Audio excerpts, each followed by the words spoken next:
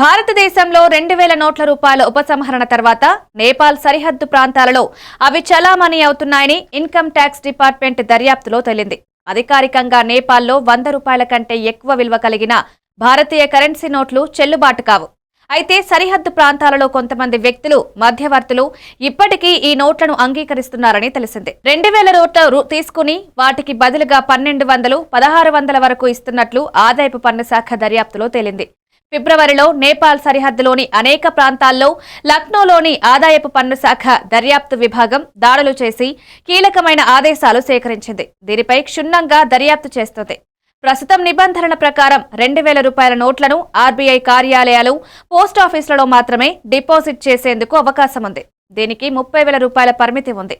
ప్రస్తుతం ఆదాయ పన్ను శాఖ నేపాల్ సరిహద్దులో ఉన్న పోస్టాఫీసులపై దృష్టి సారించాయి. నోట్లను మార్చుకునే వ్యక్తులు ఫేక్ ఐడీలను ఉపయోగిస్తున్నారనే అనుమానాలు వ్యక్తమవుతున్నాయి. నేపాల్ ప్రభుత్వం 2018లోనే 200, 500, 2000 రూపాయల నోట్లు వినియోగాన్ని నిషేధించింది. కేవలం 100 రూపాయలు అంతకంటే తక్కువ విలువ గల భారతీయ నోట్లు మాత్రమే నేపాల్లో అధికారికంగా చెల్లుబాటవుతాయి. నవంబర్ 2016లో భారత ప్రభుత్వం 500, 1000 రూపాయల నోట్లను రద్దు చేసినప్పుడు నేపాల్లో భారీ మొత్తంలో పాత భారతీయ కరెన్సీ చిక్కుకుపోయింది. ఈ నేపథ్యంలో నేపాల్ రాష్ట్రీయ బ్యాంక్ 100 రూపాయల కంటే ఎక్కువ విలువైన నోట్లను తీసుకోరాదని ఆదేశాలు జారీ చేసింది.